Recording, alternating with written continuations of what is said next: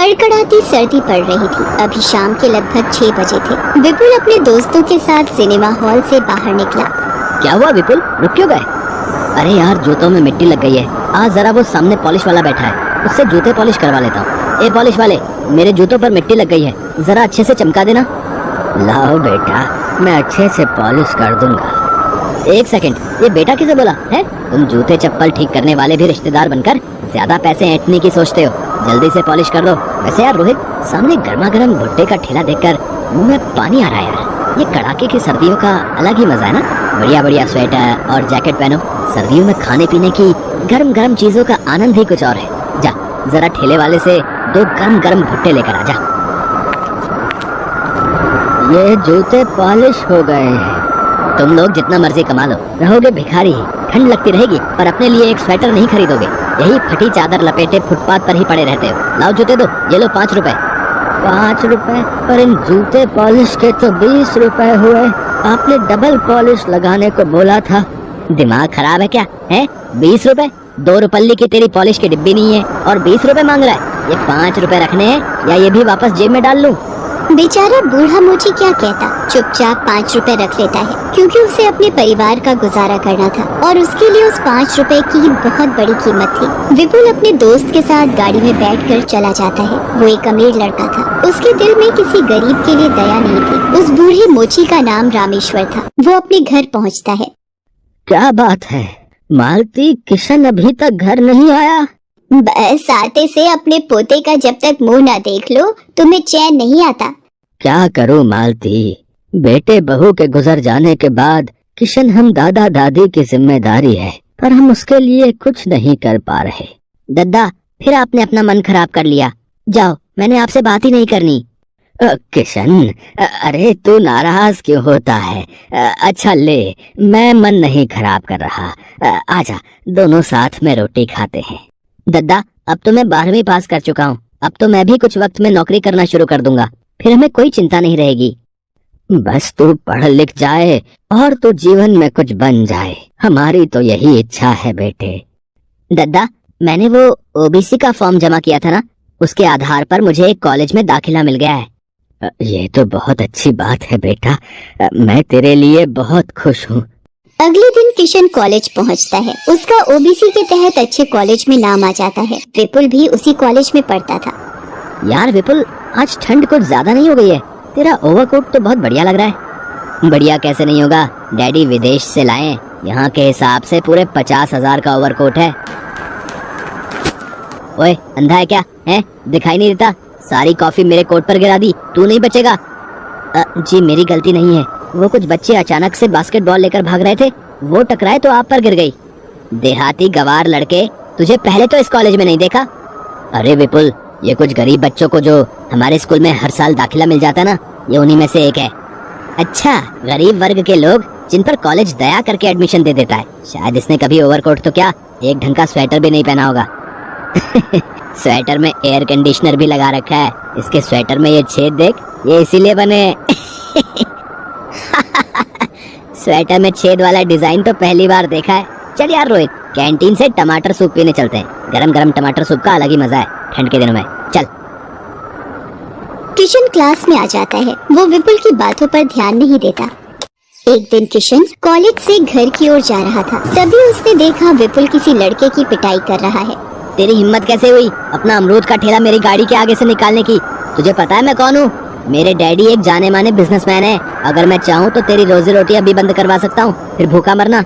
भैया, वो सड़क पर जाम है, इसलिए ऑटो वाला तेजी से निकल रहा था आगे।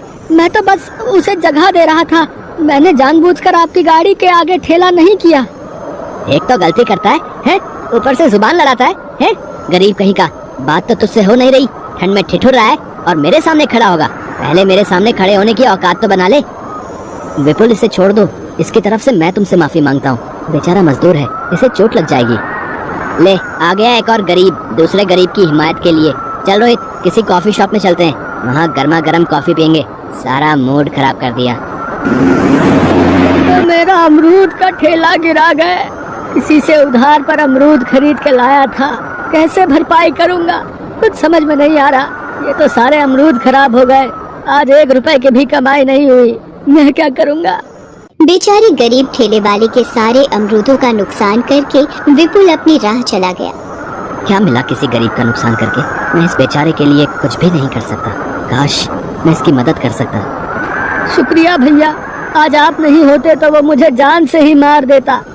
तुम ठंड से कांप रहे हो, ये स्वेटर पहन लो। किशन अपना स्वेटर ठेले वाले को पहना देता है। किशन गरीबी का दुख जानता था, इसीलिए उसे इस बात का एहसास था। वो उस ठेले वाले की मदद करना तो चाहता था, पर उसके पास खुद ही पैसे नहीं थे। विपुल को जरा सा भी दुख नहीं था कि भरी सर्दी के दिनों में एक गरीब बेचारा पुरानी फटी कमीज पहनकर अपने घर से कमाने के लिए निकला है। परिवार को पालने के लिए उसके पास अमरूद के ठेले का ही सहारा था, जिससे वो कमाई करके 2 वक्त की रोटी जुटा पाता। पर उसने उसका सारा नुकसान कर दिया था। किशन घर पहुंचता है, तभी रामेश्वर भी आ जाता है। किशन, तुम्हारा स्वेटर कहाँ गया? सुबह तो तुम पहन कर गए थे। दद्दा, वो किसी ठेले वाले को बहुत ठंड लग रही थी, वो ठंड से कांप रहा था तो मैंने उसे दे दिया। किशन बेटा, तेरे पास तो एक ही स्वेटर था बेटे। कोई बात नहीं, ये ले तू ये स्वेटर पहन ले। आज जब काम पर गया था तो वहाँ पर कोई बड़े सेठ स्वेटर और कंबल बांट रहे थे, तो उन्होंने मुझे ये एक स्वेटर और कंबल दिया। भला हो उन सेठ का। अब ये स्वेटर तुम्हारे काम आ जाएगा किशन। पर दद्दा, तुम्हारे पास भी तो कोई स्वेटर नहीं है ना, ये स्वेटर तुम पहन लो। अरे मेरे पास तो वो काली जैकेट है जो पिछले साल मिली थी, मैं तो वही पहन लूंगा, वो बड़ी गर्म है। तू ये पहन ले बेटा।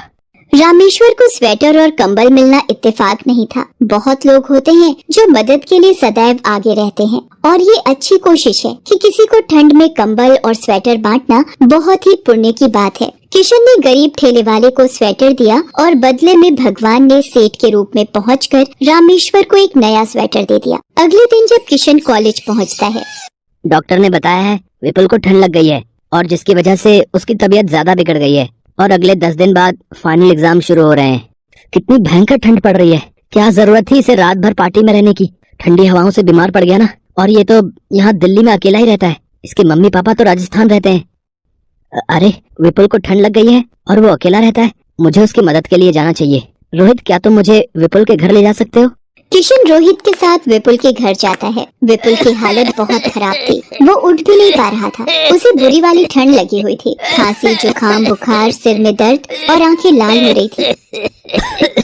रोहित, किशन, तुम दोनों किशन ने कहा कि वो तुमसे मिलना चाहता है, इसलिए मैं इसे लेकर आया हूँ।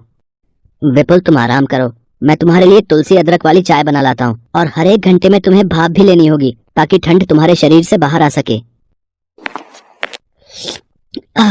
ये अदरक और तुलसी वाली चाय पीकर तो शरीर को बहुत आराम मिला है किशन। तुम मेरे लिए इतना कर रहे हो और मैंने तुम्हारा बहुत अपमान किया है तुम्हारा, फिर भी तुम मेरे लिए आए हो। बस ज्यादा मत बोलो और सोने की कोशिश करो, तब तक मैं तुम्हारे लिए गरम गरम खिचड़ी तैयार करता हूँ।